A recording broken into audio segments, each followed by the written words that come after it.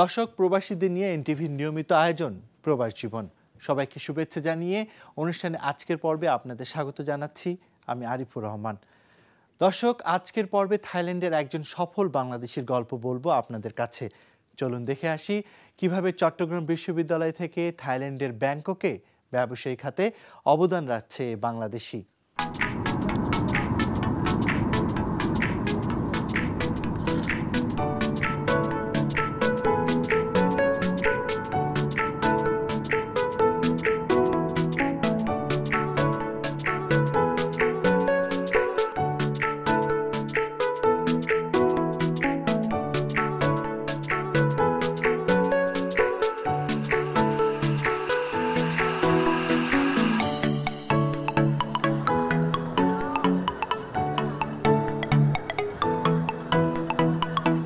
দেশের খুব কাছেই থাইল্যান্ড, এমন একটি শহরে যেখানে পা দিলেই দেখা মিলবে ঝলমলে জীবন।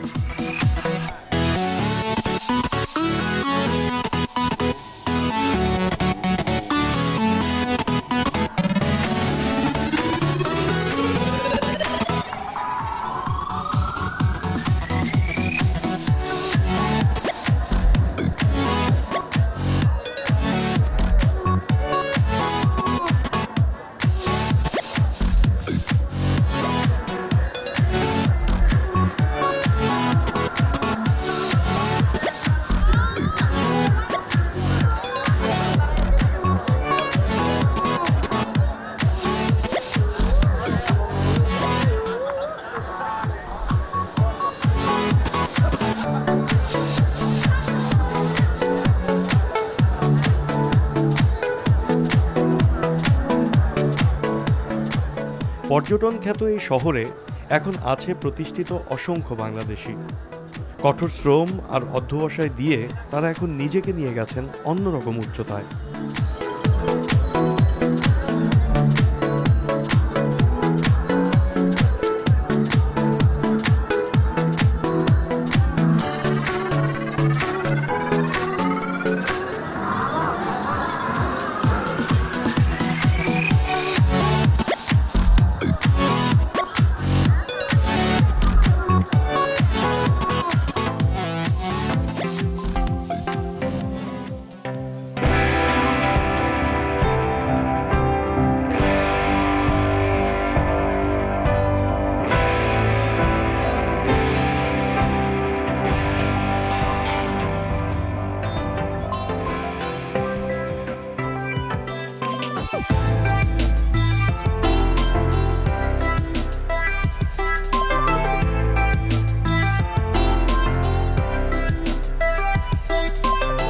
শাহিন চৌধুরী ব্যাংককের ব্যবসায়ী মহলে পরিচিত একটি নাম।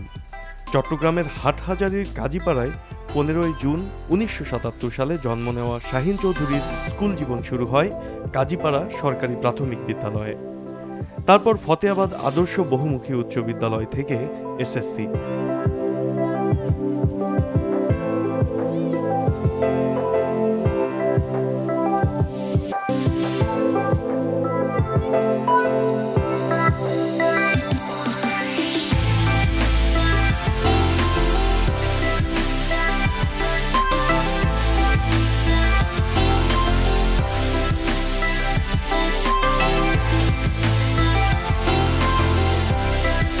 উচ্চ মাধ্যমিক চট্টগ্রাম সরকারি সিটি কলেজ, এরপর চট্টগ্রাম বিশ্ববিদ্যালয় থেকে পড়াশোনা জীবন শেষ করেন।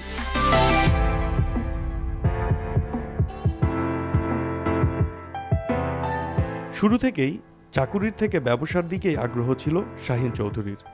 2005 সালে থাইল্যান্ডে এসে তাই ব্যবসার দিকেই মনোযোগ দেন তিনি। মানে আমার ম্যাক্সিমাম থাইল্যান্ডের ম্যাক্সিমাম ব্যাংকের কার্ড, ভিআইপি কার্ড আছে, যেগুলো বলে ক্রেডিট কার্ড, হাই মানে ভলিউম এরিয়া ক্রেডিট লিমিট, এগুলো আর কি। যে আমার ম্যাক্সিমাম বাংলাদেশের পেশেন্ট আসলে ওদের কাছে ইউজ হয়, ব্যাংকক হসপিটাল ওখানে ইউজ হয়, মানে অথরাইজেশন দেওয়া। এই সেক্টর মানে এটা আস্তে আস্তে মার্কেটে ডেভেলপ করতে হয়েছে। এটা তো আর একদিনে হয় না, অনেক দিন। আপনি যদি কোনো খারাপ কাজে না জড়ান বা আপনার ওদিকে না থাকেন, আপনার কাজ নিয়ে আমি পড়ে থাকেন না, আপনাকে রাইজ করবেন। আপনি নিজেদের মতো থাকি, কাজ করে সারাদিন কাজ করে, কাজ শেষ বাসায় চলে যাবেন।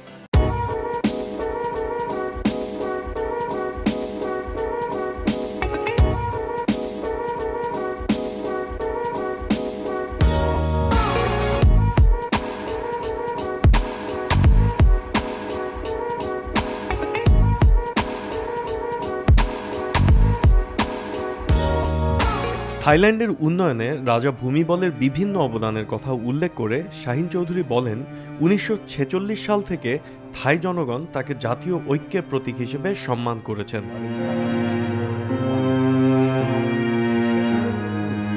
2016 সালে ভূমিবলের মৃত্যুতে দেশটিতে কিভাবে শোক নেমে এসেছিল তার কিছুটা বর্ণনা দিলেন শাহিন চৌধুরী।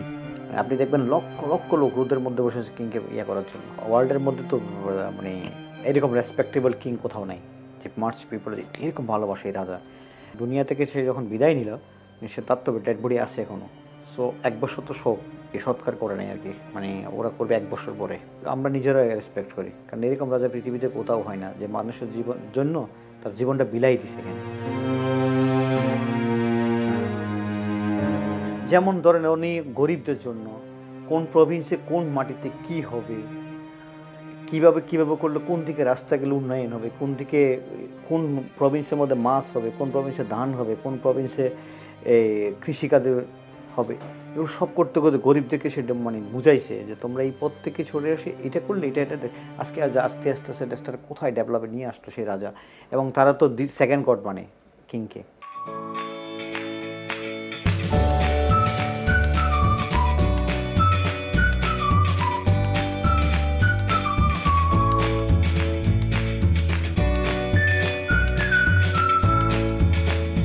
শাহিন চৌধুরী মনে করেন, নিজের প্রতি আত্মবিশ্বাস না থাকলে বিদেশের মাটিতে পথ চলাটা শুধু কঠিন নয়, রীতিমতো দুঃসাধ্য। ভাষা, সংস্কৃতি, সামাজিক রীতিনীতি, যেখানে সব কিছুই অচেনা। পথ চলতে মিলবে না কোনো চেনা মানুষের মুখ। ভালো চলছি, বিপদে পা বাড়ায় নেই। অনেক খারাপ জায়গা শুধুকে তাকাই দেখি না, নিজের মতো চলছি, মানে ইমান নিয়ে চলছি, সত্যের পথে চলছি। 2 নম্বরে কোনো কাজে ছিলাম না। আল্লাহ এটার পিছনে আল্লাহ সফলতার মূল কারণ, আর মানুষের দোয়া।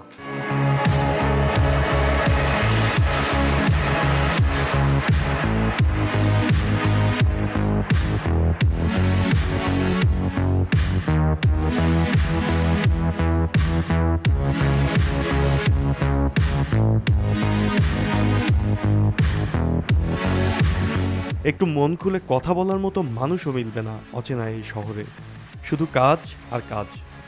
বিনোদন বলতে যা বুঝায়, স্ত্রী সন্তানের মুখ আর টিভি খুললে যদি দেখা যায় বাংলাদেশি চ্যানেল, তাই। দেশের টাইগারদের ক্রিকেট নৈপুণ্য দেখতে ভুল করেন না একদমই। আর বাংলাদেশের খেলা যেদিন থাকে সেদিনটা হয়ে ওঠে একেবারেই অন্যরকম।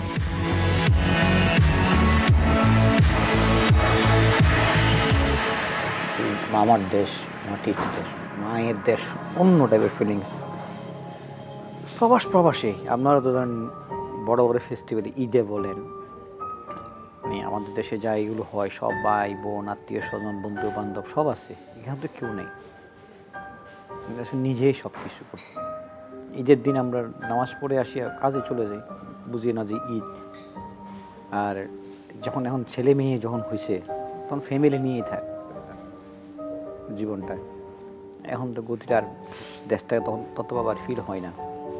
যখন ছেলে মেয়ে হয়ে যায় না, তখন আর নিজের দেশের আর ফিল হয় না। এটাই এখন প্রবাস জীবনও বুঝি না, টাইম তো চলেই যাচ্ছে, দিন বাঁচবো কদিন, আর চলে যাচ্ছে দিন। প্রথম খুব খারাপ লাগতো, খুবই খারাপ লাগতো। শুধু দেশের কথা মনে পড়তো, আত্মীয় স্বজন, বন্ধু বান্ধব সবার কথা মনে পড়তো, মানে কাঁদতাম। এখান থেকে তো মোটর পার্টসের বড় একটা লার্জ ইয়ে যায়, motor parts, second hand motor parts. Food আইটেমের মধ্যে চাইনিজ রেস্টুরেন্টে যেগুলো আছে ওগুলো যায়, কসমেটিক্স যায়, কাপড় যাচ্ছে, গার্মেন্টস আইটেম, মানে কি ব্যাপার লাগে, গার্মেন্টস আইটেম গিয়ে যায়। তারপরে এখান থেকে ধরেন আগে তো ফিশিং ট্রলার যেত, রিপেয়ারিং, যেটা কিনে সেকেন্ড হ্যান্ড কিনে এখানে ইয়ে করে এটা বাংলাদেশে পাঠাইতো। অনেক ধরনের ব্যবসা অপশনটি আছে। তারপরে এখান থেকে ফার্নিচার, থাইল্যান্ডের ফার্নিচার কিন্তু বেস্ট কার্টের মধ্যে। ল্যাঙ্গুয়েজের জন্য বাংলাদেশে সবাই সে ব্যবসা করতে পারে না, আর এখানে কিন্তু অবৈধ কারো ব্যবসা করতে দিবে না। এদিক থেকে কিন্তু খুব কড়া করে রেস্ট্রিক্টেড, মানে কোনো লেবার নাই এখানে। ওদের কর্মসংস্থান ওদেরকে দিতে হবে। আমরা যারা সামান্য নিজেদের স্যালারি ট্যাক্স দিতে হয়, কোম্পানি ট্যাক্স দিতে হয়, আমাদের সব দিতে হবে, এবং আমার নিজের একটা স্যালারি দেখাইতে হবে as a you honour know. সব কিছুর মূল্য হচ্ছে আমি তো আমার ওয়াইফ, আমার সমস্ত কোম্পানির এভরিথিং।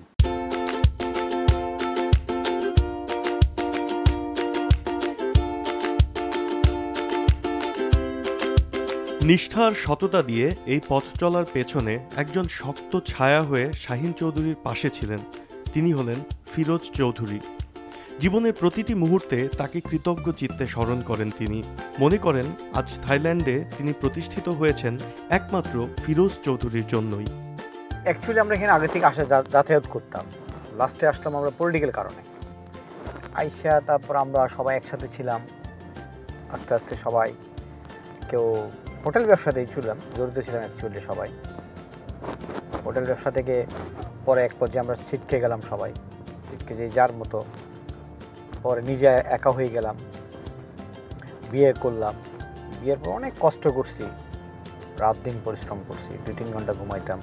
যা ব্যবসা পিছনে উপর দিয়ে তো উপর আল্লাহর মালিক। আমার মামা, যেটা আপনাদের না বললেও না, যেটা আমার মামা সিঙ্গাপুরে, যেটা মামাটা আছে আমার, মেইনলি পুরো লাইফটা, বিজনেস লাইফটা চেঞ্জ হওয়ার পিছনে তার অবদানটা সবচেয়ে বেশি। ফাইন্যান্সিয়াল যে সাপোর্ট দরকার থাইল্যান্ডে, সেটা আমার মামার দিক থেকে। যে আমার মামার নাম হচ্ছে ফিরোজ চৌধুরী, বুঝছেন, সিঙ্গাপুর সেরাঙ্গন রোডে। আমরা ইনভেস্ট করছি, ফিশিং ট্রলারে ইনভেস্ট করছি,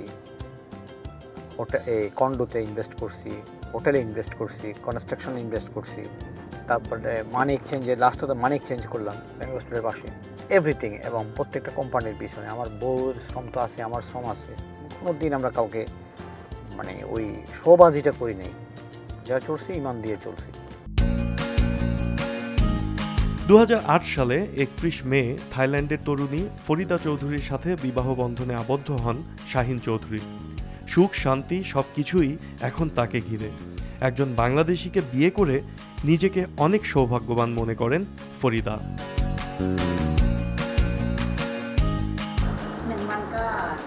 জীবন সঙ্গী হিসেবে বাংলাদেশি কোনো তরুণ আমার জীবনে আসবে তা আমি কখনো ভাবিনি।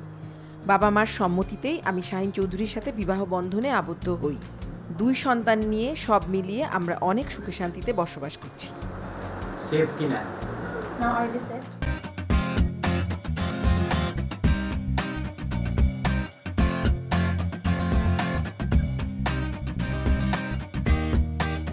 অনেক ব্যস্ততার মধ্যেও পরিবারকে সময় দিতে ভোলেন না শাহিন চৌধুরী। সময় পেলেই বড় মেয়ে জাইমা চৌধুরী ও ছোট ছেলে জারিক চৌধুরীকে নিয়ে বেরিয়ে পড়েন।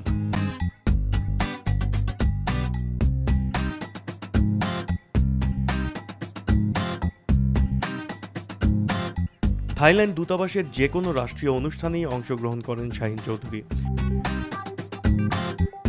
কর্মজীবনে থাইল্যান্ডের মাটিতে তার রয়েছে অনেক অর্জন।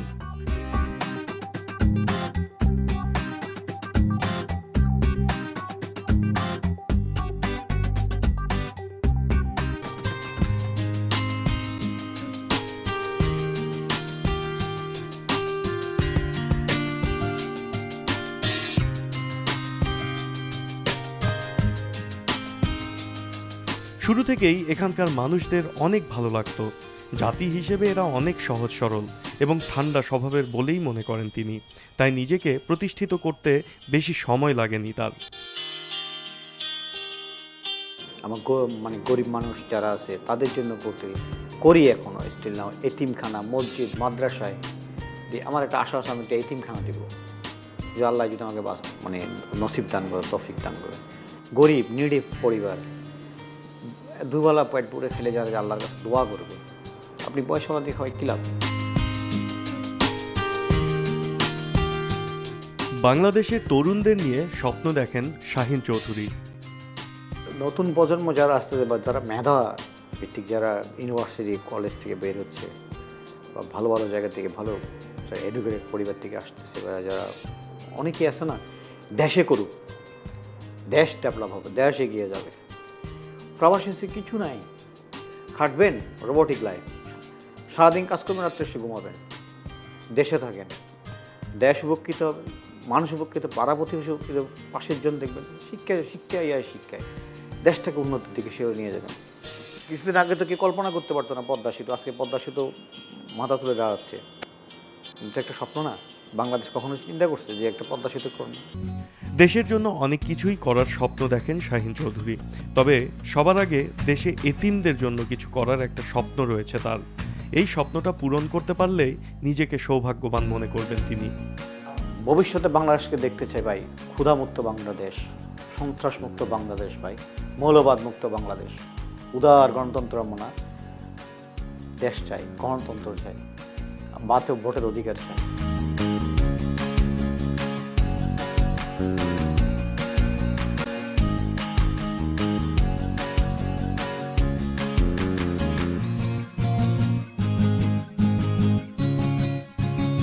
দর্শক, আজকে আমাদের মাঝে উপস্থিত আছেন প্রবাসী কল্যাণ ও বৈদেশিক কর্মসংস্থান মন্ত্রণালয়ের ওয়েজ আর্নার্স কল্যাণ বোর্ডের মহাপরিচালক গাজী মোহাম্মদ জুলহাস এবং হল্যান্ডের ব্যবসায়ী দীপু চৌধুরী।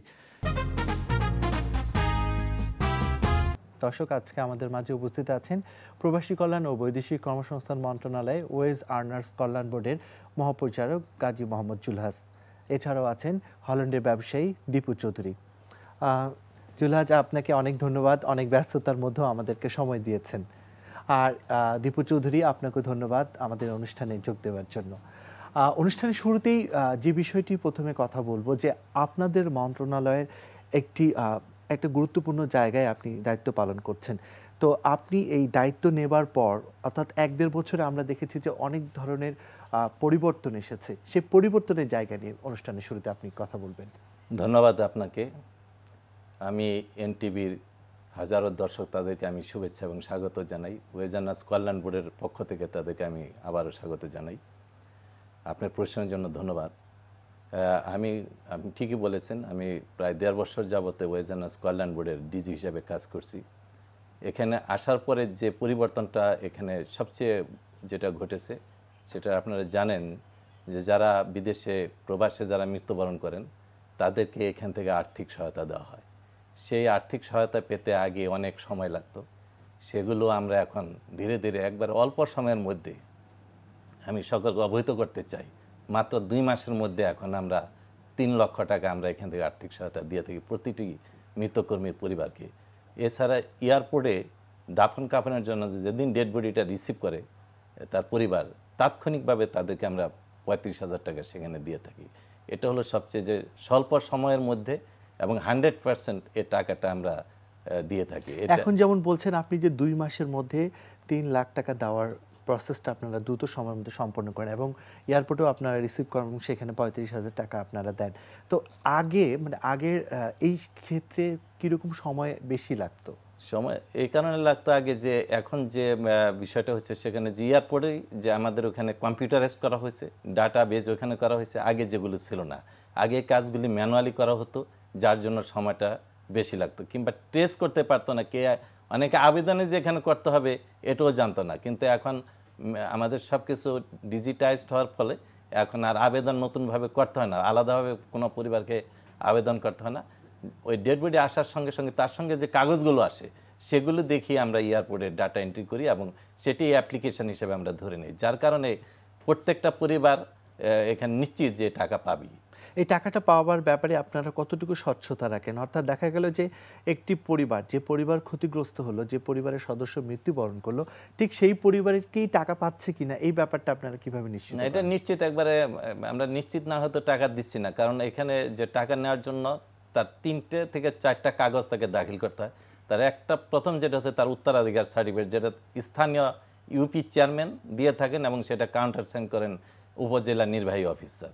এ দুটো নিশ্চিত আর না হলে আমরা টাকা দিই না। সুতরাং এখানে তার যে পরিবার যে নিশ্চিত যে তার পরিবারই টাকা পাচ্ছে, এটা একবারে নিশ্চিত, এখানে অন্য কেউ এখানে টাকা নিতে পারবে না। যখন একজন প্রবাসী কর্মী বিদেশে মৃত্যুবরণ করে, ঠিক সেই সময় সে আপনাদের তো অবশ্যই হাই কমিশনগুলোতে তো লেবার কাউন্সিলর একটা বড় ধরনের ভূমিকা পালন করে।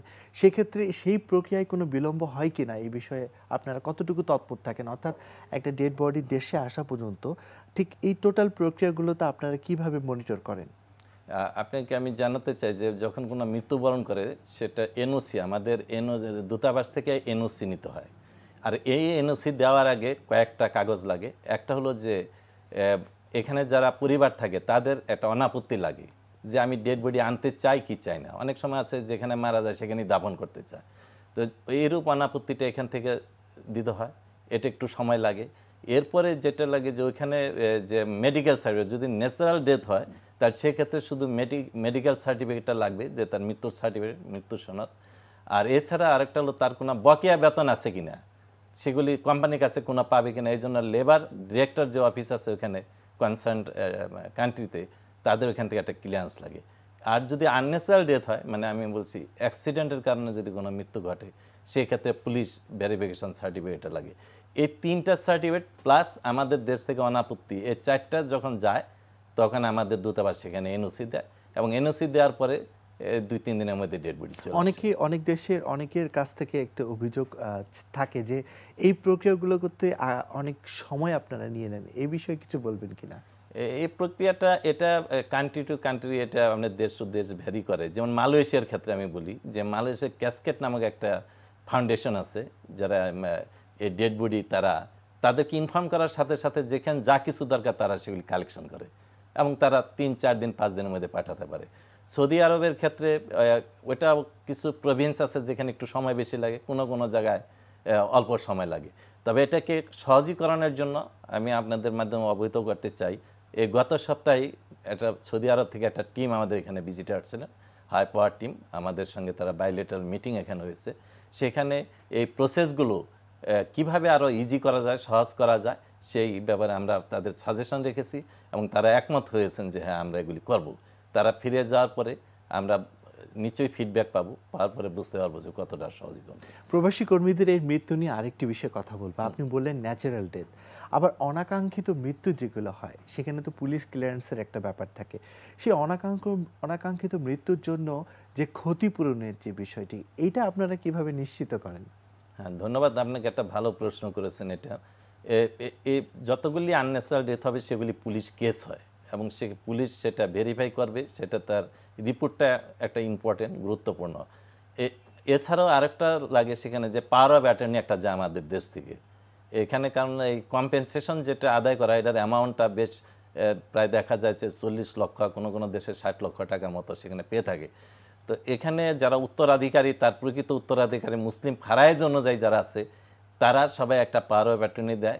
এটা অনেক সময় দীর্ঘ সময় লাগে। তারপরে এটাকে প্রসেসটা এখন 6টা অফিসে যেতে হয়। আপনাকে আমি জানাতে চাই যে আমাদের পররাষ্ট্র মন্ত্রণালয়, আমাদের ল মিনিস্ট্রি অ্যাটেস্টেশন লাগে, এছাড়া দূতাবাস ঢাকাতে যে আছে ওই কনসার্ন দেশে তাদের অ্যাটেস্টেশন লাগে, এছাড়া আমাদের যে দূতাবাস আছে বিদেশে সেখানে অ্যাটেস্টেশন, এবং ওই দেশের পররাষ্ট্র মন্ত্রণালয়, মানে 5টা মন্ত্রণালয়ে যেতে হয়। সেই ধাপগুলি কমিয়ে আনার জন্য আমরা চেষ্টা করছি যে এটাকে 3টা ধাপে আমরা নামিয়ে আনতে পারবো বলে আমরা আশা করি। সেই ক্ষেত্রে সময় কম লাগবে। আর তাছাড়া যখন কেস হয় সে কেস পরিচালনা করতে হয়। এটা কি সরাসরি হাইকমিশন থেকে আপনাদের যে লেবার উইংস আছে সেই পরিচালনা কি উনি এইটাকে মানে মনিটর করেন? হ্যাঁ, উনি মনিটর করেন, উনি অবশ্যই জানেন কেসগুলো। তবে 2 ভাবে এটা পরিচালনা হয়। একটা হলো যে এখানে যারা আছে তারা, যারা যে পরিবারটা রয়ে গেল মৃত্যুকর্মীর, সে ইচ্ছা করলে তার কোনো আত্মীয়র মাধ্যমে সে এটাকে পরিচালনা করতে পারে প্রাইভেটলি সেই দেশে। হ্যাঁ, সেই দেশে। আর একটা হলো যে আমাদের মাধ্যমে যেটা যায় দূতাবাসের মাধ্যমে, সেখানে আমাদের দূতাবাসের লেবার উইংয়ে আমাদের ওয়েলফেয়ার স্টাফ আছে এবং আমাদের ল অফিসার আছে, সেখানে তাদের মাধ্যমে করতে পারে। এটা কোনটাতে আপনি মনে করেন যে পজিটিভ, সেই রিলেটিভ সেটার জন্য ফাইট করে, নাকি আপনার যে ওয়েলফেয়ারের যে লোকজন আছে যে তারা ফাইট করে, কোনটাকে আপনি পজিটিভ মনে করেন? আমি বলবো যে সরকারিভাবে যেটা আমাদের মাধ্যমে করলে এটা নিশ্চিত 100% টাকাটা পাবে পরিবার। কিন্তু দেখা যায় যে যদি প্রাইভেটলি করে, যাকে সে পাওয়ার অফ অ্যাটর্নি দিয়েছে, অনেক সময় দেখা যায় টাকার পরিমাণটা এত বেশি, সে তখন টাকাটা এই পরিবারকে প্রেরণ করে না। যদি সেই মানে অন্য কোনো কাউকে পাওয়ার অফ অ্যাটর্নি দিয়ে দেয়, সেক্ষেত্রে তো স্বাভাবিকভাবে সেই টাকাটার একটা হয়তো বড় অংশ সে হয়তো নিয়ে গেল বা দিচ্ছেই না এখানে। কিন্তু আমাদের যেটা দূতাবাসের মাধ্যমে হবে, সেখানে তার 1 পয়সা এখানে। তাহলে আপনি সকল প্রবাসী কর্মীদের উদ্দেশ্যে বলতে চান যে অনাকাঙ্ক্ষিত মৃত্যু হলে সেটা অবশ্যই যেন আপনাদের মানে লেবার উইংসের মাধ্যমেই যেন সেটাকে ক্ষতিপূরণের আদায়ের জন্য সে চেষ্টাটা করতে পারে, তাই না? অন্য কেউ যদি না। এবং সেই ক্ষেত্রে আমরা আরো কিছু কাজ করছি, সেটা হলো যে আমাদের ল অফিসারের সংখ্যা বাড়ানো, এবং কিছু দেশে আমরা ল ফার্ম নিয়োগ করতে যাচ্ছি, যেটা আমাদের বোর্ড সভায় এটা অনুমোদন হয়ে গেছে। এটা আমরা আরো কিভাবে দ্রুত এই মামলাগুলি নিষ্পত্তি করতে পারি, কারণ কোর্টে তো অ্যাটেন্ড করতে হয়। সেই ল ফার্মটা কি এমবাসির মানে অধীনে থাকবে নাকি আলাদা করে কোনো? না, ওইটা ওই যে প্রত্যেকটা দেশেরই বিভিন্ন ল ফার্ম আছে, তাদেরকে নিয়োগ করব। সেখানে যে কম্পেনসেশন আদায় করবে, যে আদায়ের উপরে তার একটা পার্সেন্টেজ থাকবে। টাকাটা প্রথমে দূতাবাসে জমা হবে, সেখান থেকে 10%, 15% ওইটা ল ফার্মের সঙ্গে যেভাবে আমাদের কন্ট্যাক্ট হবে ওইভাবে সে ওখান থেকে নিয়ে যাবে। আমরা আবারও আসবো আপনার কাছে। এবার আমরা দীপু চৌধুরীর কাছে যাব। আপনি হল্যান্ডে কয়েক বছর ধরেই ব্যবসায়ী হিসেবে সেখানে আমরা জেনেছি যে একটা বিনিয়োগের পরিকল্পনা করেছেন। তো প্রথমেই যেটা বলবো যে ওখানে আসলে কোন বিষয়ে বিনিয়োগটাকে আপনি পারফেক্ট মনে করেন? আসলে আমি প্রথমে এনটিভি এবং এনটিভি পরিবার এবং প্রবাস জীবনের যারা বাইরে আছে সমস্ত দর্শককে আমার শুভেচ্ছা জানাচ্ছি। আমি বিনিয়োগটা আমার দেশের জন্যই আমি চেষ্টা করতেছি যে বাংলাদেশের পাওয়ার সেক্টরে একটা ভালো বিনিয়োগ করা যায় কিনা, এবং কাজ মোটামুটি শেষ পর্যায়ে আর কি। আপনি এই প্রসেস টোটাল প্রক্রিয়াটা সম্পর্কে যদি একটু বলতেন যে কেন আপনি আগ্রহী হলেন আর কি? প্রথমে আগ্রহী হলো যে আমি বিদেশ যে আসলে মেনলি বুঝছি দেশটা কত আপন, বিদেশে না গেলে আমি দেশটাকে তো চিনতে পারতাম না। আপনার এই আবেগ, এই যে অনুভূতি বোধটা হঠাৎ করে কেন জন্ম হলো? অনুভূতি বোধটা আসলে সত্যি কথা বলতে গিয়ে যেটা আমি যখন দেশে ছিলাম, যে বি অনেস্ট বলে, এই অনুভূতি আমার ছিল না, কিন্তু এতটা অনুভূতি ছিল না। কিন্তু বিদেশে যখন আমি গেছি তখন দেখছি যে না, আসলে যা করা দরকার দেশে করা দরকার। এবং আমাদের দেশের ওয়েলফেয়ার যে জিনিসটা, যেটা হল্যান্ডে আছে, আপনি হল্যান্ডে যদি যেয়ে থাকেন দেখবেন ওইটা কিন্তু পুরো একটা ওয়েলফেয়ার কান্ট্রি। ওইখানে কোনো মানুষ রাস্তায় ঘুমায় না, কোনো মানুষ না খেয়ে থাকে না, কোনো বিনা চিকিৎসায় মারা যায় না। দেশটা যেটা করে ফুলের দেশ, মানুষগুলো কিন্তু এরকম। আমি চিন্তা করছি যে আমার দেশের বাড়ি গোপালগঞ্জ, আমি ওখানে একটা স্কুলে হচ্ছে, আমি চিন্তা করছি আমার স্কুলটাকে প্রথম মডেল হিসাবে নিচ্ছি, যে আমার স্কুলে আমি ফিডিংয়ের ব্যবস্থা করছি যে বাচ্চারা জন্য খেতে পারে।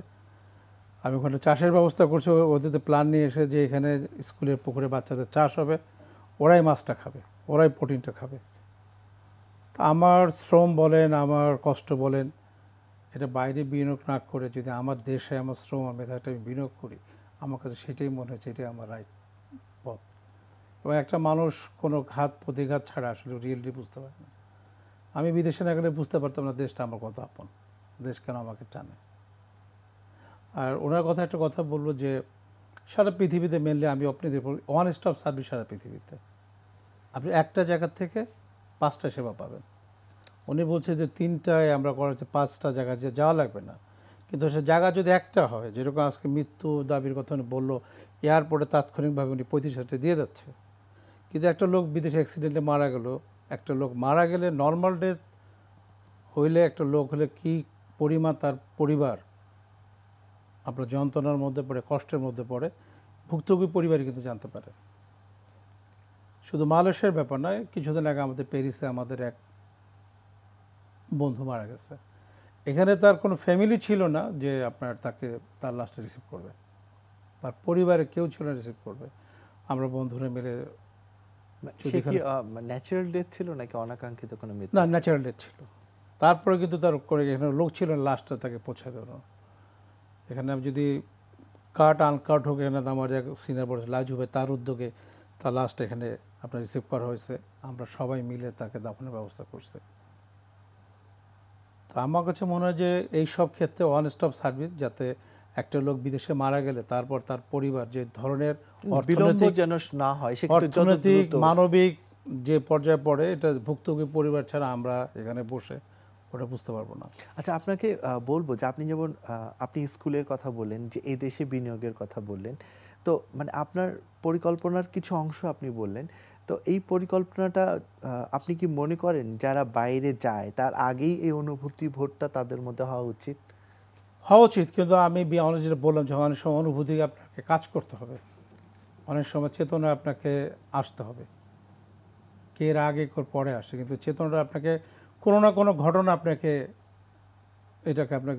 উদ্বুদ্ধ। আবার বললেন যে একটা ফুলের মতো দেশ, অনেক নিয়মের কথা বললেন, আপনি বললেন যে রাস্তায় ঘুমিয়ে থাকা বা অন্যান্য ভালো দিকগুলো বললেন। ঠিক এত ভালো দিক থাকার পরও আমাদের দেশটাকে আপনি কোন জায়গা থেকে আসলে ফিল করেছেন? কারণ ওখানে তো কোনো অনিয়ম নেই, সব কিছুই আপনার কাছে পজিটিভ মনে হয়েছে। আমাদের দেশের এই বিষয়গুলো কি মনে করেন যে সেই দেশের মতোই? আমাদের দেশের সত্যি কথা বলতে গিয়ে আমি ওনার সাথে কথা বলতে বলতে আপনাকে আসতেছিলাম, যদি আপনি ফুলের মতো দেশ যদি করতে, প্রথমে দুর্নীতিকে একটা পর্যায়ে আনতে হবে, নিয়ম করে কিছু হবে না। আপনি নিজেকে ভালো হইতে হবে এবং দুর্নীতি একটা জায়গায় আপনাকে স্টপ করে দিতে হবে, যে এর বেশি চলবে না। আপনি যদি আমরা আসলে বলি বেশি করি কম, এইটা হলো আমাদের যদি বলেন মেন প্রবলেমটা। আপনি গতকালকে একটা ঘটনাকে আপনি বলতে পারি, গতকালকে একটা ঘটনা, আমি উত্তরা যাচ্ছি আমার বাসা, আমি যে কোনো কারোর আমার গাড়ি নষ্ট হয়ে গেছে, ওভারব্রিজ ক্রস করে যাচ্ছি, ছোট একটা বাচ্চা ঘুমায় আছে, হাজার হাজার লোক যাচ্ছে, কিন্তু কোনো কল্যাণকর রাষ্ট্রে এটা কিন্তু সম্ভব না। আমি আমার মেয়ের কথা চিন্তা করলাম যে আমার মেয়েটা দেখবে ঘুমিয়ে থাকতে পারতো। মানে আমরা তো প্রতিনিয়তই এই মানে আমরা যারা দেশে থাকি তারা প্রতিনিয়ত এই ধরনের মুহূর্তগুলো দেখি। তো আপনার কাছে তাহলে কি এটা মনে হচ্ছে যে আমাদের যে বোধ ক্ষমতা আছে সবার, সেই বোধ ক্ষমতাকে জাগ্রত করতে হবে? মানে আমি এইটা সবচেয়ে মনে করি যে আপনাকে নিজেকে আগে জাগ্রত করতে হবে, সবাইকে, আপনার জায়গা থেকে আমার, আপনার জায়গা থেকে আমার, সবাইকে জাগ্রত করতে হবে। আবারও আপনার কাছে আসবো এই বোধ ক্ষমতার বিষয় নিয়ে এবং আরও আপনার প্রবাসের গল্প শুনবো। আমি আবারও আপনার কাছে আসবো যে একটা বিষয় আমরা জানি যে আপনাদের মন্ত্রণালয় অলরেডি কাজ শুরু করে দিয়েছে, তা হলো যে বিভিন্ন দেশে, পৃথিবীর বিভিন্ন দেশে আনডকুমেন্টেড যে প্রবাসী কর্মীরা কাজ করছে তাদেরকে কিভাবে বৈধতা দেওয়া যায় অর্থাৎ ডকুমেন্টেড করা যায়, এই বিষয়ে আমরা জেনেছি যে প্রবাসী কল্যাণ মন্ত্রণালয় কাজ শুরু করেছে। তো এই প্রক্রিয়াটা মানে কিভাবে শুরু হলো বা আপনারা কিভাবে কাজ করছেন? আপনার প্রশ্নের উত্তরের আগে আমি একটু দীপু সাহেবের একটা ওয়ান স্টপ সার্ভিসের বিষয়ে একটু বলে পারছি।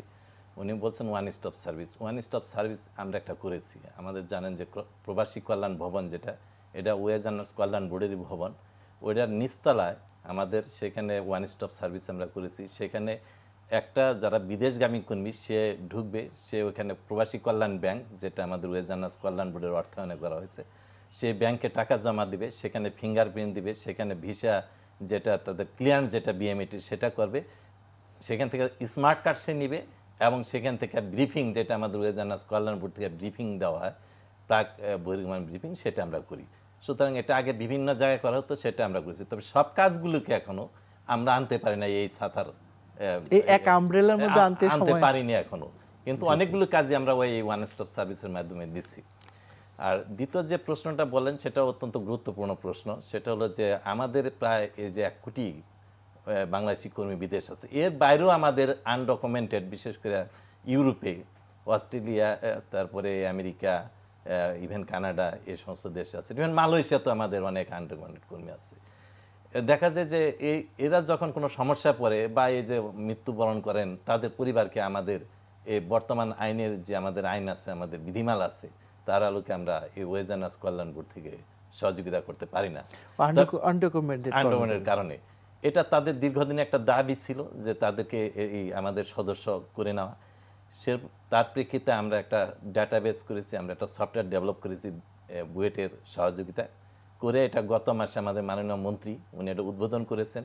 ইতিমধ্যে আমরা গ্রিস এবং ইটালি, বিশেষ করে এখানে যেহেতু অনেক বেশি বাঙালি থাকেন, ওখানে আমরা একাধিক জায়গায় আমরা বাঙালি কমিউনিটির সঙ্গে, কর্মীদের সঙ্গে আমরা মিটিং করেছি, তাদের উদ্বুদ্ধ করছি এবং তারা আমাদের সদস্যপদ নিচ্ছেন। মানে আপনাদের মানে সব মিলে প্রক্রিয়াটা কি হবে? অলরেডি গ্রিস এবং ইটালির কথা বললেন, তো গ্রিস এবং ইটালিতে এই মেসেজগুলো কিভাবে দিচ্ছেন? অর্থাৎ আনডকুমেন্টেড কর্মী যেখানে তারা অবস্থান করছে তাদেরকে কিভাবে আপনারা ডকুমেন্টেড করবেন?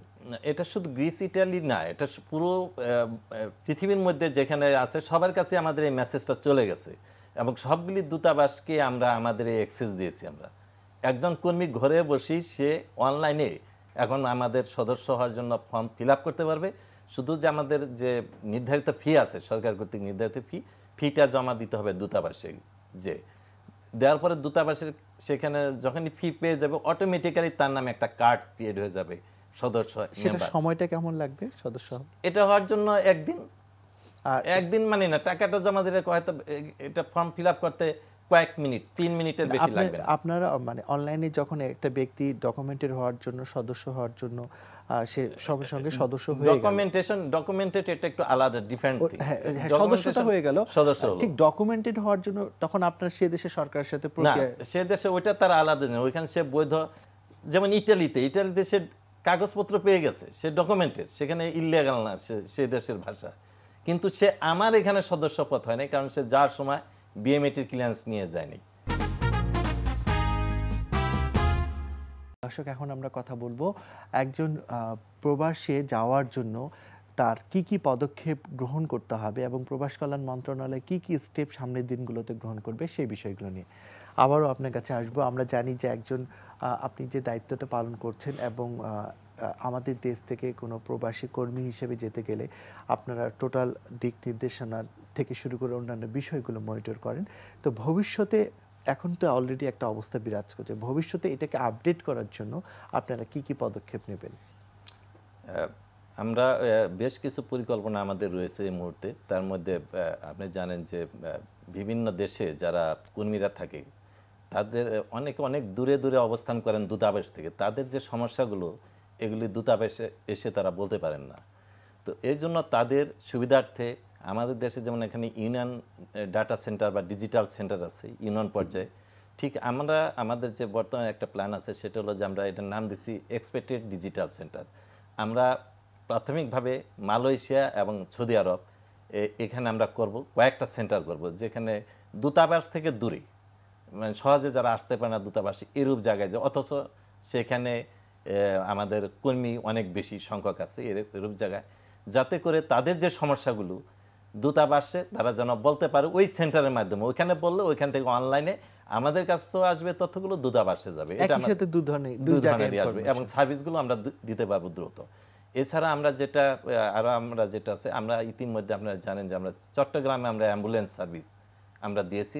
এয়ারপোর্ট থেকে বিভিন্ন জায়গায় সেখানে যারা আমাদের ডেড বডি আসে কিংবা অসুস্থ রোগী যারা আসে বিদেশ থেকে তাদেরকে ক্যারি করতে পারে খুব অল্প পয়সা, কোনো জায়গায় টাকা লাগিয়ে না সেখানে।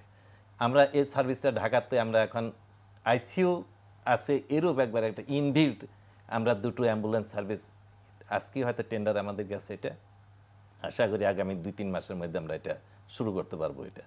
এছাড়া আমাদের যেটা আছে যেগুলো আমাদের ভাটারাতে, ঢাকাতে ভাটারা, সেখানে আমাদের একটা জায়গা আমরা ক্রয় করেছি, সে একটা বড় জায়গা, সেখানে আমাদের মেডিকেল সেন্টার এবং একটা মেডিকেল কলেজ এবং প্রবাসীদের জন্য অল্প পয়সায় স্বল্প খরচে যেন তারা সেখানে চিকিৎসা নিতে পারেন, এই জন্য সে পরিকল্পনা আমাদের আছে, সেটা আমরা বাস্তবায়নের দিকে যাচ্ছি, সেটা আমাদের আছে।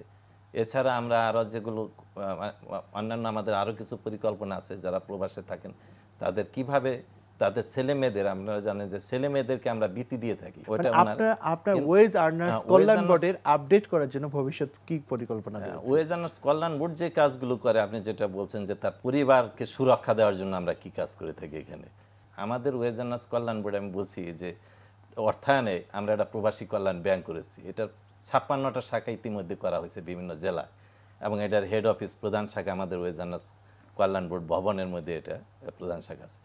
যখন একটা কর্মী বিদেশ যায়, যাওয়ার পরেই সে বেতন 2-3 মাসে হয়তো যেই পাঠাতে পারে না, তার পরিবারকে রেখে যায়, এই 2-3 মাস কিভাবে চলবে, এই জন্য তাকে আমরা 2 লক্ষ টাকা পর্যন্ত এখান থেকে আমরা লোন দিয়ে থাকি, খুব স্বল্প কোনোরূপ কোলেটারাল ছাড়াই আমরা লোন দিই এটা। এছাড়া সে যখন ফেরত আসে, যেতে চায় না আর বিদেশে, আসার পরেও তাকে 10 লক্ষ টাকা পর্যন্ত প্রকল্প লোন এখান থেকে দেওয়া হয়। এছাড়া কি কোনো সুদ থাকে? হ্যাঁ, একটা ইন্টারেস্ট তাকে দিতে হবে, খুব সিম্পল ইন্টারেস্ট, সেখানে 9% ইন্টারেস্টে সেখানে দেওয়া হয়। এবং তার যে পরিবার এখানে রয়ে যায় তাদের জন্য আমরা একটা কল, যেটা বলছি একটা কল সেন্টার, সেটা আমাদের ডেডিকেটেড কল সেন্টার আছে, এটার নাম্বার আমাদের ওয়েবসাইটে খুললেই নাম্বারটা প্রথমে ভেসে উঠবে, এটা মন্ত্রণালয়ের ওয়েবসাইটে খুললে নাম্বারটা উঠবে। এই কল সেন্টারের মাধ্যমে সে বিদেশে বসেও আমাদের কাছে অভিযোগগুলি করতে পারবে, তার পরিবার যদি এখানে কোনো অসহায়ত্ব বোধ করে কিংবা কোনো সমস্যা পড়ে আমাদের কাছে অভিযোগ করতে পারবে, এবং করছে, অনেকে করতেছে, এটা চলমান। আমরা তাৎক্ষণিকভাবে সেখানে আমরা লোকাল অ্যাডমিনিস্ট্রেশন, সেখানে যদি এসপি সাহেবের সঙ্গে কথা বলতে হয়, পত্র লিখতে হয়, ডিসি সাহেবের সঙ্গে কথা বলতে হয়, ওসি সাহেবের সঙ্গে কথা বলতে হয়, যার সঙ্গে আমাদের কথা বলতে হবে টেলিফোনে পত্রের মাধ্যমে সেই সমস্যার সমাধানের জন্য আমরা চেষ্টা করি। আমরা আবারও আপনার কাছে আসবো, এখন আপনার কাছে যাব যে আপনি একটা দেশের সংস্কৃতির সাথে একটা দেশের অবকাঠামো থেকে শুরু করে সেখানকার উন্নয়ন অনেক কিছু দেখেছেন, যেহেতু হল্যান্ডে আপনি বসবাস করতেন, তো ওখানকার সংস্কৃতি আর আমাদের সংস্কৃতির মধ্যে আসলে কোন জায়গাগুলোতে আপনি পার্থক্য দেখেন? সংস্কৃতির সাথে হল্যান্ডের সাথে বাংলাদেশ সংস্কৃতির কোনো মিল নেই। মিলটা, ওদের সংস্কৃতি আলাদা, আমাদের সংস্কৃতি আলাদা, কিন্তু ওদের যেখানে যেটা আছে, ওদের কাছে হিউম্যানিটি, মানবতাটা, যেটা অত্যন্ত ওরা ওইটাকে মূল্য দেয়, আমরা যেটা মূল্য দিতে পারি না। আমার যে একটা লোক যখন যাবে, সে যদি আর্থিকভাবে অসচ্ছল হয়ে যায়, আপনি যদি একটা লোককে প্রথমে তাকে অসুস্থ করে পাঠান, সে কিন্তু সুস্থ জীবনে আসতে পারবে না। ওইখানে সংস্কৃত হলো একটা লোককে হেল্প করা। যে শ্রমিকটা গেছে তাকে আপনি প্রথমেই আপনাকে হেল্পটা করতে হবে, যে সে ওই যেখানে টাকাটা পাঠায় যেন এই দেশে তার ইন্টারেস্টের টাকা, তার জমি বেচা টাকা, তার অন্যের টাকা যেন দেয়া না লাগে। আপনি যদি চিকিৎসাটা আগে না করে পরে করেন তাহলে কিন্তু আসলে কোনো কল্যাণই আপনার কাজে আসবে না। কেননা একটা রোগী 6 মাস পরে যে মারা যায় তার পরিবারটা এখান থেকে ঋণগ্রস্ত হয়ে যায়। না, সেক্ষেত্রে তো আমাদের সরকার একটা মানে লোনের ব্যবস্থাও করছে। হ্যাঁ, এই যে উনি কথা, এটা খুবই মানে ধরেন, এটা আমিও জানি না এটা প্রচার কতটুকু আছে, আদৌ তারা পাচ্ছে কিনা, এটা প্রচারের জায়গাটাতে আপনি জানেন কিনা আমি জানি না, এবং পাওয়ার প্রক্রিয়াটা কি জনসাধারণ জানে কিনা। এটা যদি উনি জনবলের প্রত্যেকটা ডিসিকের মাধ্যমে যদি বলে বা টিউনের মাধ্যমে আনা যায় না, তুমি যাওয়ার সাথে সাথে 2 লক্ষ টাকা ঋণ পাবা, 10 লাখ টাকা পর্যন্ত 2 লক্ষ টাকা ঋণ পাবা তুমি সাথে সাথে এবং বিনা জামানতে, তাহলে কিন্তু মানুষ ঋণ করে যাবে না। বাস্তবতা এই দেশের লোক বিদেশে যারা যাচ্ছে গরিব শ্রেণী যাচ্ছে, একদম গরিব শ্রেণী যাচ্ছে, মধ্যবিত্তরা যাচ্ছে না। তারা কিন্তু এই টাকাটা আপনি এখানে বলা যাবে কি জানি না, যে টাকা দিতে যাচ্ছে সে অনেক টাকা, অঙ্কটা আমি নাই বা বললাম, এই টাকা তাদের শোধ করা সম্ভব হয় না। সেই জন্য যত কল্যাণ বলে কাজে লাগে না। আমাদের কিন্তু স্কিল লোকের সংখ্যা খুবই কম আপনার ইউরোপে, এবং সেরকম ফ্যাসিলিটি কিন্তু বাংলাদেশে নাই যে আপনি স্কিল লোক পাঠাবেন।